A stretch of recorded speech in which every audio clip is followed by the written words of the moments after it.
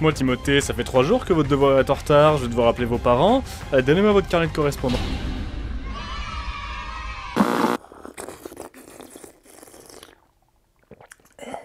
Ouais, bonjour la Poscaille, ça va? Yes.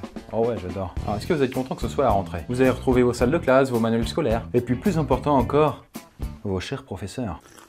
Peut-être qu'en ce moment même, vous êtes en train de prier intérieurement pour qu'ils ne soient plus là, que certains soient absents, et vous pensez déjà à vos vacances comme un doux souvenir du passé. Mais si on essayait de concrétiser votre rêve, si vous imaginiez un monde dans lequel les professeurs ne faisaient plus cours, et même, soyons fous, on est quand même là pour ça, un monde dans lequel il n'existe plus de professeurs. Alors bon, je vous cache pas que ça ferait déjà pas mal de personnes à virer. Puisque je rappelle que l'éducation nationale comprend quand même pas moins de 881 400 enseignants. Et donc, à votre avis, sans vos profs, est-ce que vous continueriez à venir à l'école? Non, ça serait trop bien. Moi, je resterais chez moi et puis je ferais du Minecraft toute la journée. Et puis on pourrait faire plein de trucs. Comment pourriez-vous apprendre autrement si plus personne n'est là pour vous apprendre le français ou les mathématiques? Est-ce qu'il existerait d'ailleurs toujours des salles de classe? Ou est-ce que l'éducation s'effondrerait complètement, laissant les prochaines générations complètement incultes au point de ne plus savoir combien font 1 plus 1. Mais avant qu'on se décide à faire disparaître tous vos enseignants, j'ai trouvé un truc parfaitement en raccord avec ça. Peut-être que certains d'entre vous connaissent déjà le principe, puisqu'il s'agit d'un projet solidaire que je parraine en ce moment même, et qui est ici, je précise, pas un partenariat rémunéré. Et donc si vous passez par le site ou l'application Goodid, vous avez le lien en barre d'infos, vous allez pouvoir aider des personnes de la manière la plus simple et gratuite, j'ai envie de dire, qui soit, puisque le principe est hyper simple, vous allez pouvoir faire des dons gratuitement simplement en donnant un petit peu de votre temps en visionnant des publicités. Depuis chez vous, comme ça, sur votre siège. Et c'est par l'annonceur de la publicité que l'association va être rémunérée. Et ici, le plan, c'est de tous se mobiliser pour aider des jeunes défavorisés, issus de quartiers prioritaires du 93, et ainsi de les aider à intégrer des écoles de mode ou alors de stylisme pour qu'ils puissent réaliser leurs rêves. Vous aurez la possibilité de faire jusqu'à 5 dons par jour sur le site Goodid, puis 3 par jour sur le projet de votre choix, que ce soit celui dont je vous ai parlé ou n'importe quel autre. Et pour vous dire, si ce projet réussit à être financé, ce sera toute une génération d'élèves qui pourront bénéficier d'un enseignement créatif de haut niveau. Voilà, ça me semblait important d'en parler, et maintenant, la suite. Alors oubliez vos cahiers, vos stylos et votre cartable et laissez tomber vos devoirs puisque... Les devoirs serait trop bien, je pourrais farmer comme un fou et tout. Je pourrais faire... Tu me casses mon style là, tu me casses mon truc. Puisque nous allons nous projeter dans l'école du futur en 360 secondes.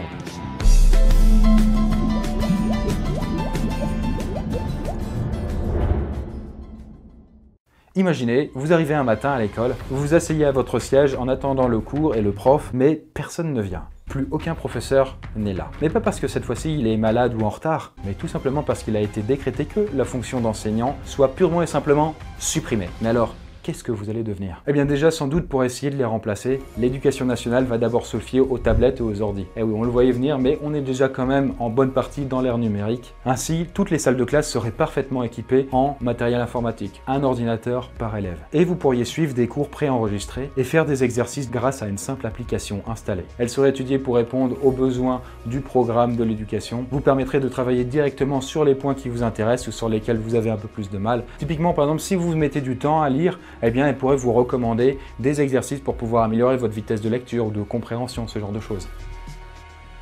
D'ailleurs, sans surprise, certaines écoles ont déjà investi dans ce genre de système. Par exemple, aux Pays-Bas, en 2013, des écoles numériques ont ouvert et fonctionnent sans véritable professeur. Et les élèves y suivent des leçons ou des activités sur des tablettes Apple. Mais attendez, pourquoi Apple? Eh bien tout simplement parce que la personne derrière qui a lancé cette initiative n'est autre que Steve Jobs. Lui-même. En chair et en personne. Qui, au-delà de sa passion pour la technologie, était aussi fasciné par l'enseignement. Mais si vous n'avez pas envie de passer toute votre scolarité derrière un écran, il est aussi possible que toute l'éducation nationale se tourne vers un système très spécial et qui a existé il y a très longtemps de ça, puisqu'il faut remonter au début du 19e siècle, en France. Et à cette époque, la France était victime d'une pénurie d'enseignants, et jusqu'au point que certains établissements se contentaient d'un seul maître pour des centaines d'élèves. Mais alors, comment faisait-il? Eh bien, simplement le maître enseignait aux meilleurs étudiants qui ensuite expliquaient eux-mêmes la leçon à leurs plus petits camarades. Et ceci comme une sorte de pyramide, si vous voulez. Et donc, ça s'appelait l'enseignement mutuel. Cela rendait l'élève beaucoup plus investi dans la vie de classe et lui permettait de mieux mémoriser ses leçons puisque la meilleure façon d'apprendre, c'est d'enseigner. Si notre éducation nationale de l'époque a choisi d'arrêter, c'est parce que tout simplement ça rendait les élèves, mine de rien, beaucoup trop indépendants et autonomes, et c'était pas bon du tout par rapport à l'époque où on avait besoin de former des ouvriers capables d'obéir dans les usines. Mais on peut aussi se demander, sans professeur, est-ce qu'il serait toujours utile d'avoir des salles de classe? Si vous n'avez plus besoin d'être assis pour écouter quelqu'un parler pendant des heures fixes, à tout hasard à 8 h du matin quand tout le monde est encore endormi, à partir de là on pourrait se dire, les locaux de l'école pourraient radicalement changer. Vous pourriez choisir de travailler dans une salle silencieuse, ou vous rendre dans un endroit plus bruyant pour participer à des débats. Vous pourriez même travailler dans un jardin, voilà, quelque chose d'autre que des salles de classe aseptisées, avec pour seul déco un tableau noir. Et d'autre part, sans enseignant, eh bien en tant qu'élève, votre journée ne serait plus divisée selon l'emploi du temps du professeur. Et dans la plupart des écoles nouvelle génération, puisque ça existe, les élèves n'ont presque plus d'horaire fixe. Et c'est d'ailleurs pareil pour les vacances. Sans aucun prof, les vacances ne seraient pas imposées, mais pourraient être discutées entre les parents et les enfants. Et donc si vous avez besoin de prendre le large pendant une petite semaine, d'aller faire un petit road trip dans toute l'Europe ou je ne sais où, personne ne vous en empêcherait. Mais peut-être qu'à ce stade-là de la vidéo, vous vous dites que tout ça, c'est mignon, mais c'est une utopie. On peut se dire que ça paraît étrange et qu'aucun enfant n'ira à l'école si aucun professeur ne l'y attend. Mais c'est aussi parce que dans notre société, on a tendance à penser qu'un enfant, par définition, n'est pas une personne responsable et qu'il a besoin de discipline pour comprendre les bienfaits du travail et comprendre les règles de vie en société. Pourtant, en voyant les choses autrement, il y a fort à parier que les résultats pourraient être meilleurs que ce que nous connaissons. Et ai-je besoin de le rappeler, notre système éducatif français est l'un des pires en Europe et paradoxalement, nous sommes l'un des pays où nous mettons le plus d'argent dedans. Puisque si un élève était rendu un peu plus autonome, un peu plus responsable, il pourrait commencer à avoir une meilleure confiance en lui.